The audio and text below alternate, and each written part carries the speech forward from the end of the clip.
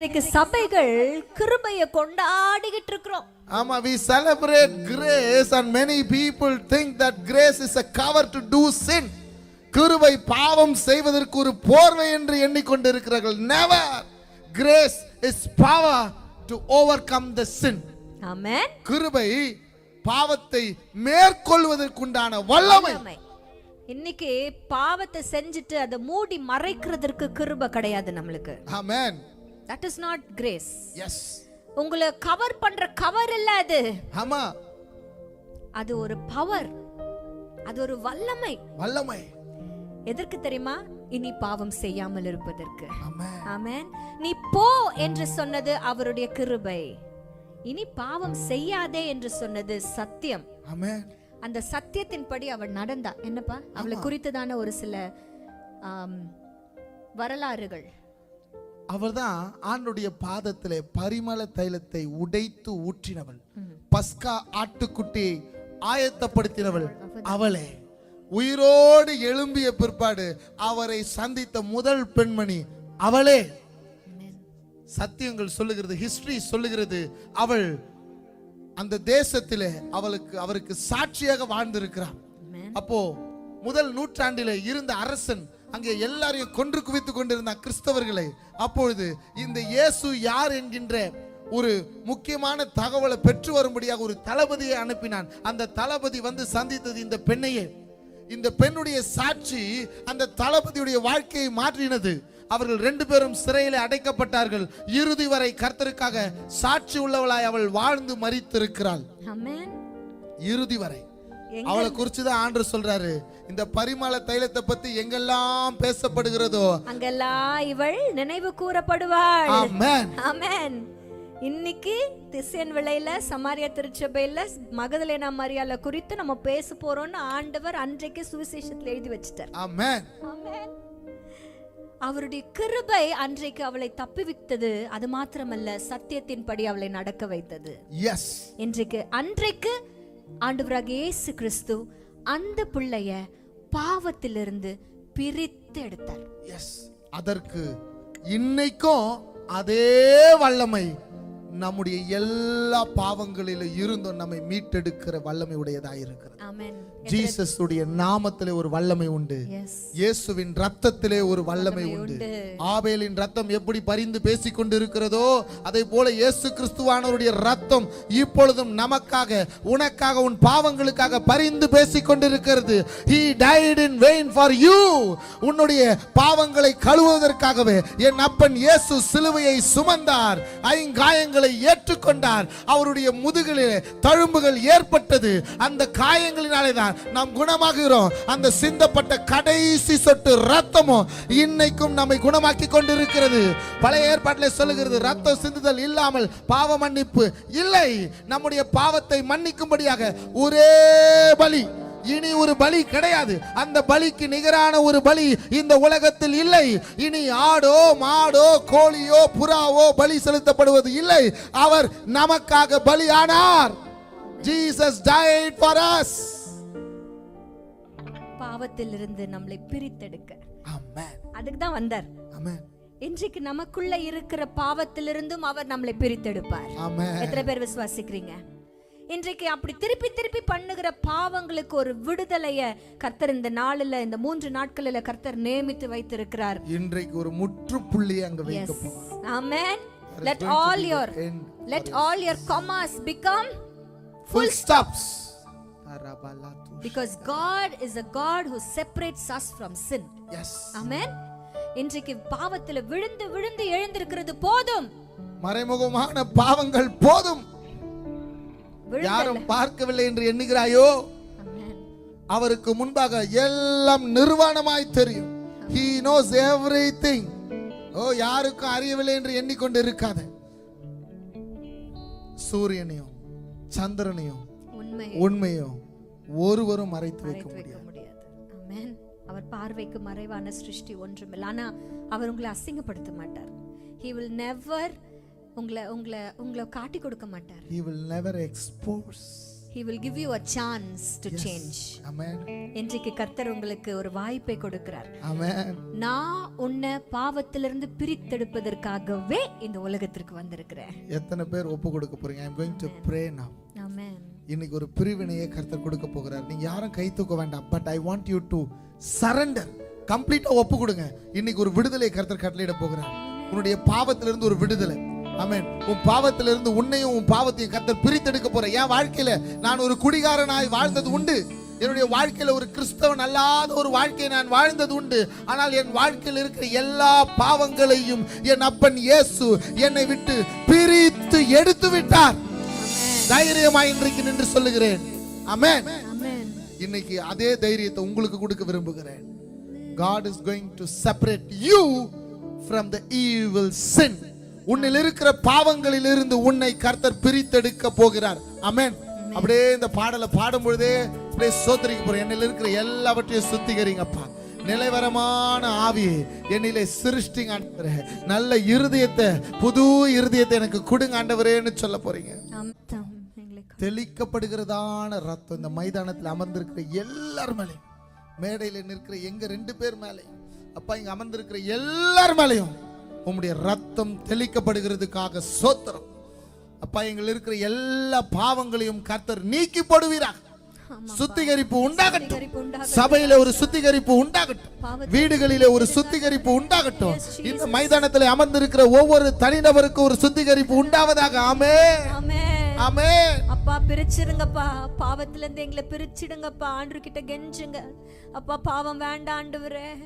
பாவத்திலிருந்து ஒரு பிரிவினை இன்றைக்கு இந்த நிமிஷத்துல எங்களுக்கு வேணும் ஆண்டவரே. ஆமென். We receive it. We receive the forgiveness in Jesus name.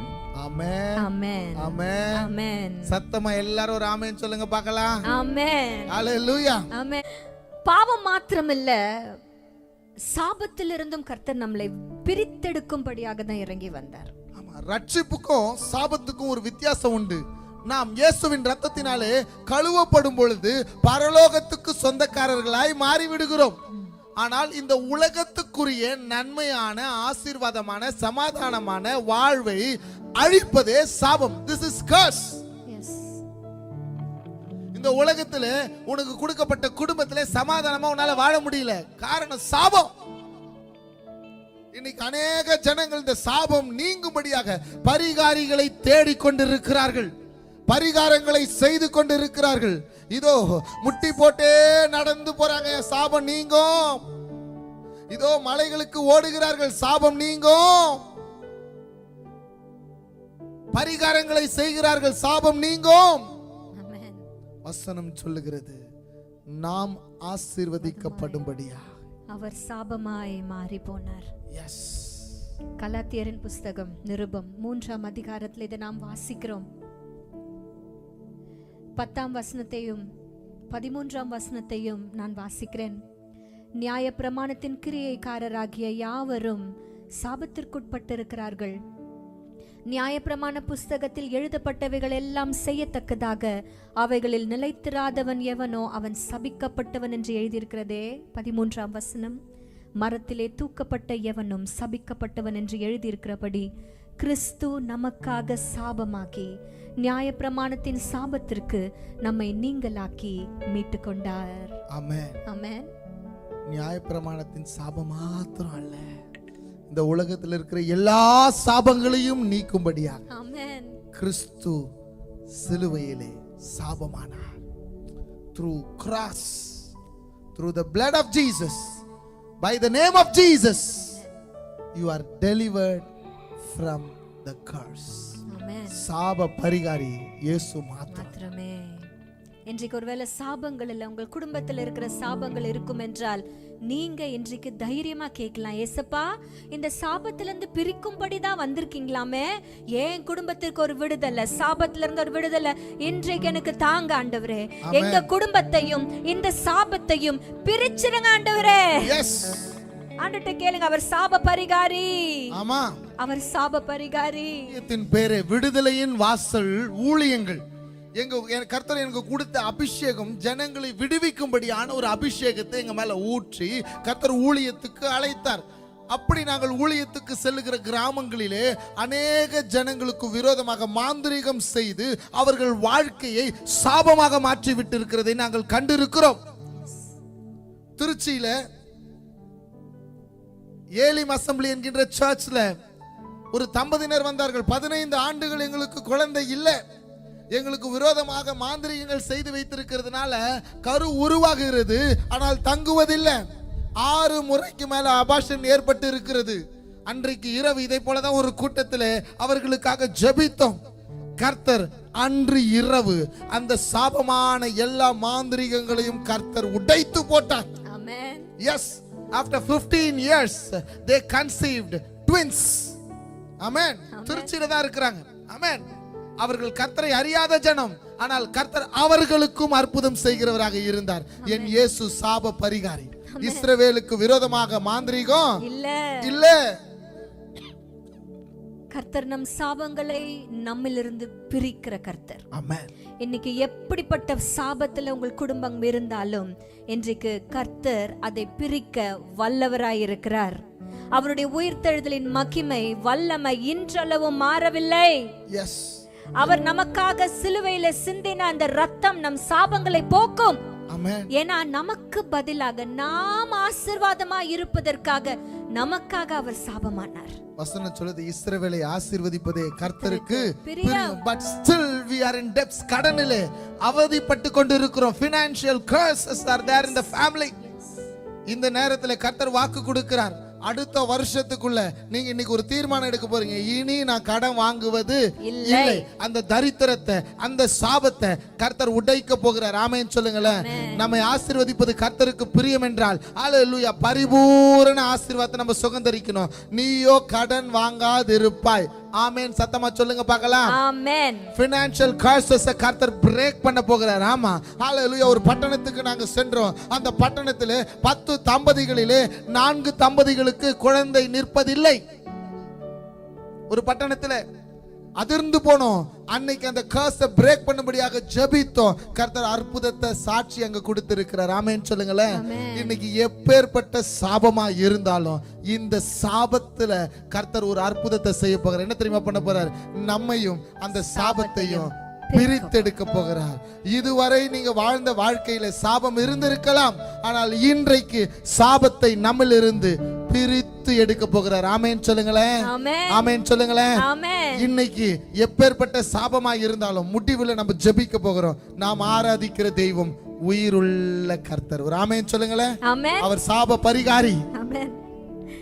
இன்னைக்கு நீங்க கிளைம் பண்ணுங்க இந்த ப்ராமிஸ், இந்த வாக்குத்தத்தத்தை கிளைம் பண்ணுங்க. உங்க குடும்பத்துல நீங்கள் சுதந்திரித்துக் கொள்ளுங்கள்.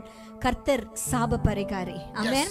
நமக்காக அவர் பாவத்தையும் நம்மையும் பிரிக்க வந்திருக்கிறார். சாபத்தையும் நம்மையும் பிரிக்க வந்திருக்கிறார். இதுக்கெல்லாம் காரணமா ஒருத்தர் இருக்கான் பாத்தீங்களா?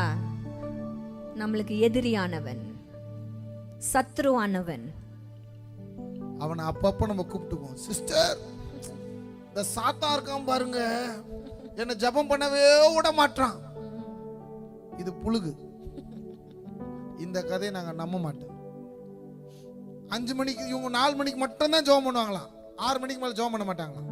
அது எப்படி ஒத்துக்கும்? ஒரு நாள் 4 மணிக்கு முடியலன்னா 5 மணிக்கு ஜெபம் பண்ணு, 5 மணிக்கு முடியலன்னா அக்கா 6 மணிக்கு ஜெபம் பண்ணுங்க. ஆண்டவர் கேட்பார்.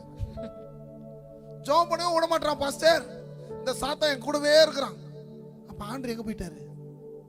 அவர் பக்கத்து வீட்டுல இருக்கிறார் சார்.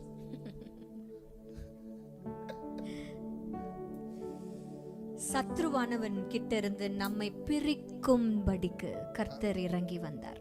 ஆமா, அவனுக்கு வீட்டுக்குள்ள இடமே இல்ல. சொல்லுங்க, சாத்தானுக்கு வீட்டுக்குள்ள இடம் இல்லை. யார் வீட்டுக்குள்ள தெரியுமா சாத்தான் வருவான்? எங்க துதி இல்லையோ அங்க வந்துருவான். எங்க ஜெபம் இல்லையோ அங்க இருப்பான். எங்க வேத வாசிப்புலயோ அவங்க சேர் போட்டுக்கிட்டு ஹால்ல ஸ்ட்ரைட்டா உட்கார்ந்துட்டு இருப்பான். நீ வந்து அவங்க கிட்ட கேட்டுதான் உட்காரணும். கொஞ்சம் இடம் கொடுப்பா தலைவா, ஒரு இடம் லைட்டா ப்ளீஸ் அப்படி கேட்க. அவர் ஏற்கனவே இஸ்ரவேல் ஜனத்தை தன்னுடைய சத்ரு கிட்ட இருந்து பிரித்த தெய்வம். ஆமா, இப்படி அப்படி அவங்க 2 பேரும் ஒண்ணு சேரவே விடல ஆண்டவர். உங்களுக்கு ஞாபகம் இருக்கும் நான் என்ன சொல்றேன்ட்டு? பார்வோன் சேனை பின்னாடி நிக்குது, முன்னாடி அவர்களுக்கு பெரிய செங்கடல் தடையா நிக்குது. ஆமா, எந்த பக்கம் தான் போறது தலைவா? ஆண்டவரை பார்த்து கேக்குற நம்ம ஜனம் புலம்புறான். யோ யோ எங்கயா போறது? முன்னாடி போனாலும் ஒரு ஒண்ணு அப்படியே 6 மாதிரி ஒண்ணு வந்து நிக்குது. பின்னாடி போனாலும் அங்க சேனை வந்து நிக்குது. இந்த பக்கமும் விட மாட்டான், அந்த பக்கம் விட, எந்த பக்கம் போட்டாலும் மடைய போடுறான். நம்மால் எங்கேயுமே போகல, எங்கதான் போறதுன்னு கேக்குறான். அந்த நேரத்துல வசனத்தின்படி நீங்க வீட்டுக்கு போய் யாத்திராகமம் 14 நீங்க வாசிங்க. ஆண்டவர் அவர்களுக்கு முன்னே மேகஸ்தம்பமாய் அக்கினி ஸ்தம்பமாய் முன்னே போனார். முதல்ல எப்ப இவங்க துரத்துக்கிட்டு வர்றத பார்த்துட்டாங்களோ ஆண்டவர் என்ன தெரியுமா சொல்றாங்க, அங்கிருந்து விலகி, இந்த விலகின்னு சொன்னது எல்லாம் பயன்ட்டான், காணாம போயிட்டாரு, ஆண்டவர் விலகி போயிட்டாருன்னு நினைக்கிறேன். இல்லையா, அவர் விலகினதே உன்னை பின்னாடி நின்னு பாதுகாக்கிறதுக்கு. உனக்கு முன்னாடி என்ன நடக்குதுன்னு தெரியாது, உனக்கு பின்னாடி என்ன நடக்குதுன்னு அவருக்கு தெரியும். உன் சைடுல என்ன நடக்குதுன்னு தெரியும். நீ தூங்கும் போது உனக்கு விரோதமா பேசுறல்ல, அதுவும் அவருக்கு நல்லா தெரியும். தெரியும் சொல்றவங்க மாத்திரம் சத்தமா ஒரு ஆமென். ஹல்லேலூயா. அவர் நமக்கு வழியை உண்டாக்குவார். ஆமென். இந்த மேக ஸ்தம்பமும் அக்கினி ஸ்தம்பமும் முன்னாடி இருந்தது, இப்போ பின்னாடி வந்துருச்சு. எதுக்கு தெரியுமா? To create a separation between Israelites and Pharaoh's army. Amen. பார்வோனுடைய எதிரிகளுக்கும் இஸ்ரவேல் ஜனத்திற்கும் இடையில ஒரு பிரிவினையை கொண்டு வந்தது அந்த மேக ஸ்தம்பமும் அக்கினி ஸ்தம்பமும். Amen. இவர்களால நெருங்க முடியல யார? இஸ்ரவேல் ஜனத்தை. அவனை தொட்ட நீ கெட்ட, இதான் நிஜம். தொட முடியாது. நல்லா புரிஞ்சுங்க, அபிஷேகம் பண்ணப்பட்டவன் மேல கை போட முடியாது. அபிஷேகம் பண்ணப்பட்டவர்களை கை நீட்டக்கூடாது. அவர்களை தொட்டார்கள் என்றால், இங்க பாருங்க, அவன் எல்லாம் தொடணும் தான் வந்தான், எட்டி கூட பார்க்க முடியல, மொத்தமா அழிந்து போனார்கள் கடலுக்குள்ள. கர்த்தர் நம்முடைய சத்துருக்களை நம்மிடத்திலிருந்து பிரிக்கும்படிதான் ஆண்டவராகிய இயேசு கிறிஸ்து இறங்கி வந்தார். நமக்கும் நம் சத்துருவுக்கும் இடையே பிரிவினையை உண்டாக்க வந்திருக்கிறார். ஆமென். சத்துருவுக்கும் நமக்கும் எந்தவித கனெக்ஷனும் கிடையாது. சொல்லுங்க, கனெக்ஷன் இல்ல. நல்லா புரிஞ்சுக்குங்க, எல்லா சத்துருவையும் கூட வச்சிருந்தீங்கன்னா பறக்க முடியாது. ராக்கெட் மாதிரி நம்ம வாழ்க்கை. அப்பப்ப சிலதை கழட்டி விடுவார். கழட்டி விடும் போது ஒத்துக்கும், விட்டுரு, அவர் கையில விட்டுரு வாழ்க்கை. சிலது நம்ம கூட இருந்தா நம்மளால பறக்க முடியும், சிலதை கழட்டி விட்டாதான் வேகமா பறக்க முடியும். நம்ம அடம் பிடிக்கவே கூடாது. எகிப்து வேணான்னு ஆண்டவர் கழட்டி விட்டாருன்னா புரிஞ்சுக்கும். இந்த பையன் உனக்கு வேணான்னு அப்பா அம்மா சொல்றாங்கன்னா தங்கச்சி கேட்டுக்கும். ஒத்த கால நின்னா இன்னொரு கால அவன் உடச்சிடுவான், ஜாக்கிரதை. தம்பிங்களுக்கும் சேர்த்து சொல்லுங்கப்பா. ஆமா தம்பி, அவ அழகா இருக்கிறான்னு ஏமாந்துராத. அது அத்தனையும் பவுடர், மூஞ்சி கழுவி பார்க்கல. எங்க வீட்டுல எங்க கல்யாண போட்டோவை நான் மாட்டி வச்சிருக்கிறேன். என்ன அழகா இருந்தா தெரியுமா? இப்போ நீ அழகா தான். அந்த போட்டோல அப்படியே பயங்கரமா இருக்கும். எனக்கு என் பெட்ல நேரம் அந்த போட்டோ மாட்டி வச்சிருப்பேன். எந்த பிரச்சனை வந்தாலும் நான் பயப்படவே மாட்டேன். அந்த போட்டோவை பார்த்து மனசை தேத்திக்கிறேன், இவளையே பார்த்துக்கிறேன். நிறைய பேருக்கு புரியல, அதான் டியூப் லைட்டே இல்லை, தோத்தரும். சத்துருவுக்கு நம்ம வாழ்க்கையில இடம் இல்லை. ஆமென். சத்துருன்னா ரெண்டு கொம்பு வச்சுட்டு வரவன் மாத்திரம் நினைச்சுக்காதீங்க. அப்படிலாம் வரவே மாட்டான். உன் சிநேகிதனா தான் இருப்பான் சத்துரு. Yes, there are a lot of people in our lives. சத்துரு யூஸ் பண்ற people. ஆமா, அவனுடைய அடியாட்கள். உங்க குடும்பத்திற்குள்ள குழப்பத்தை கொண்டு வருகிற சத்ரு யாராவது ஒரு ஆள் மூலமா. இன்றைக்கு குடும்பங்கள் நாங்கள் பேசுகிறதுனால உங்கள் குடும்பத்தின் உறவுகளுக்கு முக்கியத்துவம் கொடுங்க. வெளியாட்கள் யாரையும் ஒரு லெவலுக்கு மேல உங்க குடும்பத்தின் சர்க்கிள்குள்ள விடாதீங்க. முதல் வட்டத்துக்குள்ள நண்பனுக்கு இடம் கிடையாது. நல்லா புரிஞ்சுங்க.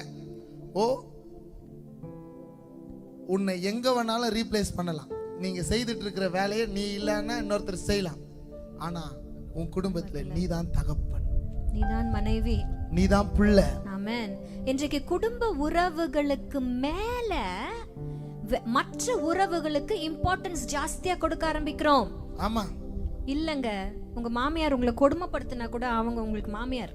ஆமா, ஒரு நாளும் நீங்க அவங்கள விட்டு கொடுக்க முடியாது. எஸ். உங்க ஹஸ்பண்ட் உங்களை ரொம்ப கஷ்டப்படுத்துறாரா, இட் இஸ் ஓகே. என்ன இருந்தாலும் அவர் உங்களுடைய ஹஸ்பண்ட். எங்க அம்மா 10 வருஷம் ஜெபம் பண்ணாங்க, எங்க அப்பாவை ஊழியக்காரராய் மாற்றி விட்டார். ஆமென். Your prayer has power. பொறுமையா, இது உன் குடும்பம்.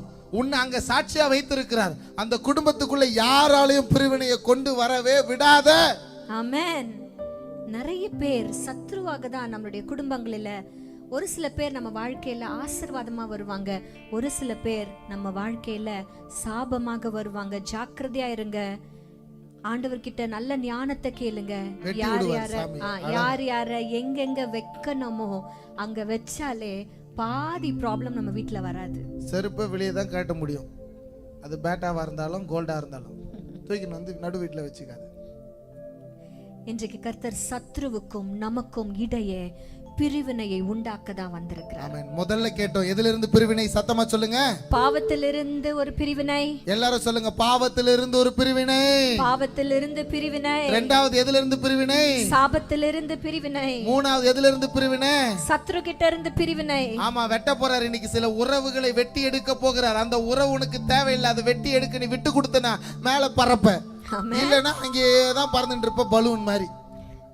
புஷ்னு விழுந்துரும் கீழே. ஜாக்கிரதை. சோத்திரம். ஒருவேளை ஆண்டவர் அப்படி வெட்டி விடும் பொழுது நீங்க லோன்லியா ஃபீல் பண்ணீங்கன்னா don't think it as loneliness. அது லோன்லினஸ் இல்ல. நீங்க ஐயோ என் கூட யாருமே இல்லையே, என் ஃப்ரெண்ட்ஸ் எல்லாம் என்ன விட்டு போயிட்டாங்களே, இட்ஸ் ஓகே. ஆண்டவர் உன்னை வேற லெவலுக்கு கொண்டு போகிறாருன்னு அர்த்தம். which needs you to be alone. ஆமென்.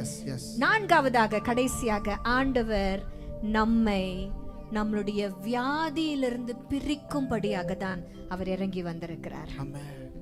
உம்முடைய தழும்புகளினாலே நாம் குணமாகுகிறோம். நீரே என் பரிகாரியான கர்த்தர்.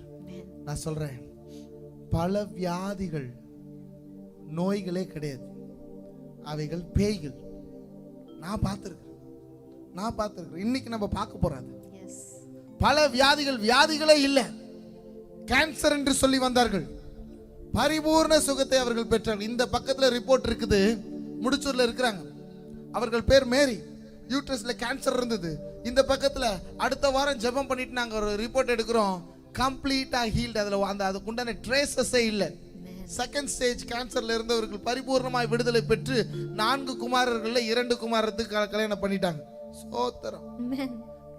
வியாதிகளே இல்ல, அது பலவீனப்படுத்துகிற ஆவி. 18 வருஷம் எவ்விதமும் நிமிர முடியாத ஒரு கூடிய பார்த்து கர்த்தர் சொல்லுகிறார், அவர்களை தொட்டு கர்த்தர் விடுவித்து சொல்லுகிறார், எவதும் நிமிர முடியாதபடி அவர்கள் இருந்தார்கள். அவர்கள் மேல பார்த்ததே இல்லை. But still she want to come to church. ஆலயத்துக்கு வந்தா. அவளை எங்க தெரியுமா கர்த்தர் பார்த்தார்? ஆலயத்திலே பார்த்தார். இன்னைக்கு உங்களை கர்த்தர் இங்கே பார்த்திருக்கிறார். இதோ உன் வாழ்க்கையில பல வியாதிகள், மூட்டு வலிகளாக இருக்கலாம், பல நேரத்துல தலைவலிகளாக இருக்கலாம். டாக்டர் கிட்ட போனேன், எந்த பதிலும் எனக்கு கிடைக்கல, எனக்கு இந்த வியாதியில இருந்து ஒரு குணமே இல்லையா? இந்த வியாதியை நீக்குவதற்காக தான் இயேசு காயங்களை ஏற்றுக்கொண்டார். இந்த 18 வருஷம் நிமிர முடியாது இருந்த அவர்களை பலவீனப்படுத்தின அந்த ஆவிய கர்த்தர் அவர்களிலிருந்து வெளியேற்றினார், பிரித்தெடுத்தார். She was healed. இன்னைக்கு நான் தைரியமா சொல்ல போறேன், நாம் ஆராதிக்கிற தெய்வம் உயிருள்ள தெய்வம். கரங்களை உயர்த்தி சொல்லுங்க, அவர் உயிருள்ள தெய்வம், அவர் சுகப்படுத்துகிற தெய்வம், அவர் சுகப்படுத்துகிற தெய்வம். இன்னைக்கு காயங்களை கர்த்தர் கட்டுகிற தெய்வமாய் இருக்கிறார். ஆமென். சோத்திரம் பண்ணுங்க பார்க்கலாம், சோத்திரம் பண்ணுங்க பார்க்கலாம். எப்பேற்பட்ட வியாதியை இன்னைக்கு நீங்க போகிறது. இதோ நல்லா சொல்ற கவனிங்க. இதோ பலவீனப்படுத்துகிற ஆவியை அவளிருந்து எடுத்து போட்டது மாத்திரமல்ல, 12 வருஷம் பெரும்பாடு உள்ள ஒரு ஸ்திரீ, அவரை தொடுவதற்கு தைரியம் இல்லை. ஏன்னா அவை யாரை தொட்டாலும் அது தீட்டாக எண்ணப்படும். அன்னைக்கு அவ முடிவு பண்ணிட்டான், இயேசுவின் வஸ்திரத்தின் ஓரத்தை ஆகிலும் நான் தொட்டு சுகமாவேன். சுகம் பெற்றாலே. ஆமென். இன்றைக்கு வியாதியிலிருந்து ஒரு விடுதலையை கொடுக்கும்படியாக தான் கர்த்தர் தம் மேல எல்லாவற்றையும் அவர் ஏற்றுக்கொண்டார். நம் நோய்களை எல்லாம் அவர் சிலுவையில சுமந்துட்டாரு. எங்களுக்கு ஒரு சாட்சி நாங்கள் கேள்விப்பட்டோம். சென்னையில ஒரு சபையில நாங்கள் போயிருக்கும் பொழுது ஒரு அப்பா, வயதானவர், எப்படியும் ஒரு குறைஞ்சது ஒரு 70-75 இயர்ஸ் இருக்கும் அப்பாக்கு. அவர் சுகர் இருந்தது. அவர் என்ன தெரியுமா அங்க பண்ணாரு? பைபிள்ல இருக்கிற இந்த வியாதியை குறித்ததான என்னெல்லாம் வசனங்கள் இருக்கிறதோ, நானே உன் பரிகாரியான கர்த்தர், நான் உன் வார்த்தையை அனுப்பி உன்னை குணமாக்குவேன், இப்படி பைபிள்ல என்னெல்லாம் வசனங்கள் இருக்கிறதோ அது எல்லாவற்றையும் எழுதி ஒவ்வொரு நாளும் விசுவாசத்தோடு படிக்க ஆரம்பிச்சார். படிக்கல, அறிக்கையிட ஆரம்பித்தார். அவருக்கு இருந்தது சுகர் நோய். அவ்வளவு விசுவாசத்தோடு அறிக்கை செய்து வாசித்து ஒரு நாள் எடுத்து பார்க்கறாரா, சுகரே இல்ல அவருக்கு. கம்ப்ளீட்டா ஹீல் ஆயிட்டார். ஆமென். அவருக்கு மட்டும்தான் இயேசு சுகம் தருவாரா? உங்களுக்கு தர மாட்டாரா? ஆமென். அவர் பட்சபாதம் பார்க்கிற தெய்வம் அல்ல. அவரிடத்துல வேற்றுமையின் நிழல் இல்லை என்று சொல்லுகிறது. இன்றைக்கு நீங்கள் விசுவாசிப்பீர்கள், ஆனால் ஆண்டவர் எப்போ ஒரு அற்புதத்தை செஞ்சாலும் அங்க போய் நின்னு அந்த அற்புதத்தை செய்யும் பொழுது நீ உன்னுடைய விசுவாசம் உன்னை ரட்சித்தது என்ற வார்த்தையை சொல்லுகிறத பார்க்கிறோம். இன்றைக்கு நீங்க விசுவாசிச்சீங்கன்னா என்ன விசுவாசிக்க போறீங்க தெரியுமா? ஏசப்பா, நீங்க என்னையும் என்னை கஷ்டப்படுத்துகிற இந்த வியாதியையும் பிரிக்கதான ஆண்டவரே வந்திருக்கீங்க, நான் அதை விசுவாசிக்கிறேன் அப்படின்னு சொல்லி இன்றைக்கு விசுவாசித்தீங்கன்னா தேவ மகிமையை பார்ப்பீங்க. உங்களுடைய வியாதியிலிருந்து கம்ப்ளீட்டான ஒரு டெலிவரன்ஸை கர்த்தர் தருவார். 36 வருடங்கள் ஃபிட்ஸ்ல பாதிக்கப்பட்டிருந்தார் பால் விக்ரம் என்கின்ற சகோதரர். கர்த்தர் பரிபூர்ணமான சுகத்தை அவனுக்கு கொடுத்து இன்னைக்கு சிங்கப்பூர்ல லிஃப்ட் கம்பெனில 50வது மாடி மேல நின்று வேலை செய்து கொண்டிருக்கிற அற்புதம் செய்கிற தேவன் இன்றைக்கும் நம்மோடு கூட இருக்கிறார். ஆமென். அல்லேலூயா. 100 கணக்கான சாட்சிகளை என்னால சொல்ல முடியும். ஆமென். எஸ். இன்றைக்கு உங்களுடைய வியாதியை உங்களுடைய மனசுல வச்சு ஆண்டவர்கிட்ட சொல்லுங்க. அப்படியே கண்களை மூடி நம்ம ஆண்டவர்கிட்ட கேட்க போறோம். வியாதியா இருக்கிறவர்கள், பலவீனப்படுத்துகிற ஆவி யார்கிட்டலாம் இருக்கோ நீங்க ஆண்டவர்கிட்ட முறையிடுங்க. அப்பா, நீங்க பிரிக்க வந்தீங்களாமே, அப்பா நோயையோ என்னையும் பிரிக்க வந்தீங்களாமே, அப்பா எனக்கு ஒரு விடுதலை வேணும், எனக்கு ஒரு சுகம் வேணும், எனக்கு ஒரு விடுதலை கண்டிப்பா உங்க நாமத்தினால எனக்கு வேணும். அப்பா என்ன தொடுங்கப்பா. எஸ் ஜீசஸ், என்ன தொடுங்கப்பா, எனக்கு சுகத்தை கொடுத்துருங்கப்பா. இயேசுவின் நாமத்திலே வியாதியோடு கூட பாடுபட்டு கொண்டிருக்கிற ஒவ்வொருவர் மேலையும் இப்போதே உம்முடைய கரம் தொட்டு என் ஜனங்களை விடுதலை ஆக்குவதாக. Let them be healed in the name of Jesus. Amen. Hallelujah. பிரித்தெடுக்கிறார் வியாதியிலிருந்து நோயிலிருந்து நம்மை பிரித்தெடுக்கிறார். Amen. 4 காரியங்களை பார்த்தோம். We are going to conclude now. Yes. We want to conclude now. It is a very important time. நல்லா கவனிங்க. என் இயேசு பிரிக்கிறவராக இந்த உலகத்திலே வந்திருக்கிறார். பாவத்திலிருந்து நம்மை பிரித்தெடுத்திருக்கிறார், சாபத்திலிருந்து நம்மை பிரித்தெடுத்திருக்கிறார், சத்துருவிலிருந்து நம்மை பிரித்தெடுத்திருக்கிறார், நம்முடைய நோயிலிருந்து கர்த்தர் பிரித்தெடுத்திருக்கிறார். ஒரே ஒரு காரணம் எதற்கு தெரியுமா? அவருக்காக சாட்சியாக சீஷர்களாக நீங்க வாழும்படியாக. இதுவரைக்கும் நீங்க மெம்பர்ஸா இருந்திருக்கலாம், விசுவாசிகளாக இருந்திருக்கலாம். இனிமேல் நீங்க விசுவாசிகளாக இல்ல, சீஷர்களாக உங்களை கர்த்தர் பிரித்தெடுத்திருக்கிறார். ஆமென். இன்றைக்கு நம்ம வாசிக்க கேட்ட மார்க் எழுதின சுவிசேஷத்துல உங்களுக்கு எல்லாருக்கும் தெரியும், ஆண்டவர் 12 பேரை பிரித்தெடுக்கிறத பார்க்கிறோம். 12 பேரும் பிரித்தெடுக்கப்பட்டது எதற்காக தெரியுமா? தம்மோடு இருக்கும்படியாகவும் தான் சொல்லுகிறதை செய்யும்படியாகவும், நோய்களிலிருந்து மக்களை விடுவிக்கவும், பிசாசுகளை துரத்தவும். இப்ப நம்ம சொன்ன ஒவ்வொரு பாயிண்டையும் இப்ப யார் செய்ய போறா? நம்ம தான் செய்ய போறோம்.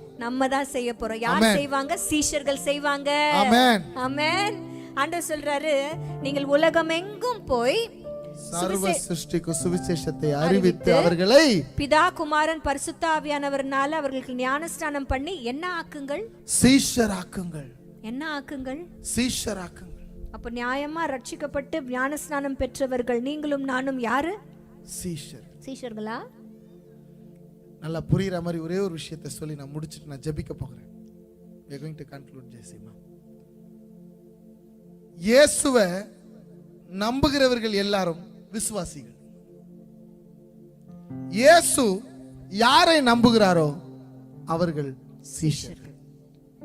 இயேசு உங்களை நம்பணும்னு கேட்க போறோம். அவ்வளவுதான்.